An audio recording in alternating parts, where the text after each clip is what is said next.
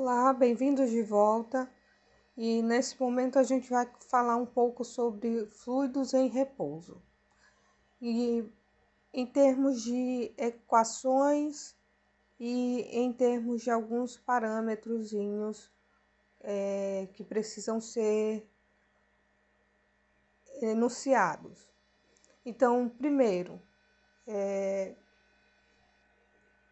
como a gente pode determinar a pressão em um fluido?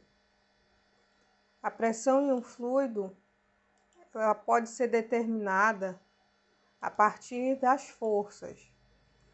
Aqui do lado eu tenho um recipiente com líquido e nesse recipiente com líquido eu tenho um cubo. O que isso quer dizer? Quer dizer que eu quero calcular uma força ou uma pressão em um líquido, uma amostra, uma pequena amostra do líquido. Então, eu vou pegar uma pequena amostra desse líquido e calcular a pressão nesse pacote que nós chamamos de pacote de líquido. Então, nós vamos equacionar as forças tanto na superfície superior do líquido, aqui na superfície superior do líquido, quanto na superfície inferior desse líquido. Nós vamos estar mostrando as equações para vocês. Primeiro, quando a gente vai trabalhar pressão, toda vez que nós temos pressão envolvida em algum problema, nós também temos força por trás da pressão. Por quê? Porque pressão é força sendo aplicada sobre uma área. Por isso que aqui nós também temos a força, porque essa força está sendo aplicada, temos pressão, porque a força está sendo aplicada sobre a área. Então, se eu quiser pegar as equações, vamos lá pegar as equações. Eu vou ter o seguinte: se eu quiser achar a força que está sendo aplicada em 2, eu vou perceber que além da força que está sendo aplicada em 2, essa força que está sendo aplicada em 2, desculpa, ela é igual à força que está sendo aplicada em 1, essa força aqui desse líquido que está aqui em cima, está aplicando uma força em F1, mais a massa vezes a gravidade. Essa é a equação para achar a força na superfície inferior do líquido. Agora, as faces superior e inferior, elas possuem a mesma área. Então, eu posso dizer que uma é igual à outra. Se F2 sobre a área é igual a F1 sobre a área, mais a gravidade vezes a massa sobre a área. Então, todos eles estão sendo divididos, pela área. Outra equação muito importante, que é a da pressão em si. Então, se eu quero saber a pressão em 2, é igual a pressão em 1 mais a densidade, que está relacionada à massa pelo volume, a densidade, o volume e a gravidade dividido pela área. Então, todos eles são divididos pela área. Dessa forma, eu vou estar achando a pressão em 2.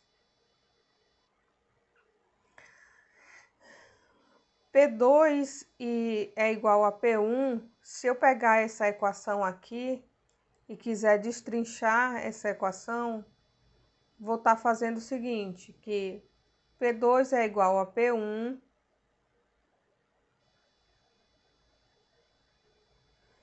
que é igual mais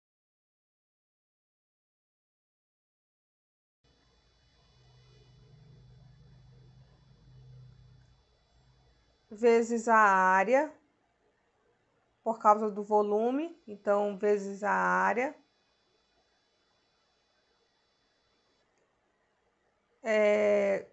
multiplicando y1 menos y2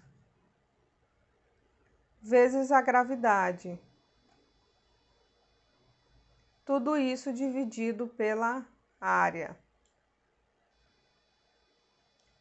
Simplificando essa equação, porque tem a área aqui em cima e a área aqui embaixo, então eu posso simplificar essa equação, fica P2 é igual a P1 mais a densidade vezes a gravidade, vezes y1 menos y2, a equação simplificada para achar a pressão em 2. Então, a pressão em um ponto do fluido em equilíbrio estático, um ponto importante é que esse líquido ele tem que estar em equilíbrio estático, ou seja, ele tem que estar parado, ele tem que estar sem movimento. Depende da profundidade desse ponto, mas não depende da dimensão horizontal ou do recipiente. Aqui ao lado eu mostro vários tipos de recipiente com líquido dentro e esse líquido ele possui o mesmo nível em todos os recipientes. Esse nível, a pressão bem aqui é igual à pressão aqui, que é igual à pressão aqui. Não vai mudar. Não depende do tamanho do recipiente, não depende do formato do recipiente. Esse líquido, essa pressão só depende da altura, da quantidade de matéria que existe em cima, da altura, da profundidade. Não depende de nenhuma outra, nenhum outro parâmetro, apenas da altura. Então, se eu tenho um objeto que está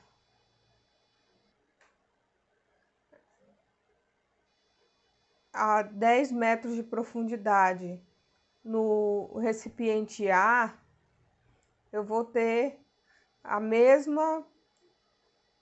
Se eu tenho um objeto a 10 metros de profundidade no objeto A, vai ser a mesma pressão que eu tiver no objeto B, e que eu tiver no objeto C, e que eu tiver no objeto D. D. Então, essa pressão, ela vai ser igual, por mais que eu tenha colocado diferente aqui, mas essa pressão ela vai ser igual para todos esses recipientes. Por enquanto, essas são as considerações para o fluido em repouso. Nós vamos dar continuidade a outros assuntos relacionados ao fluido nos próximos vídeos. Até lá!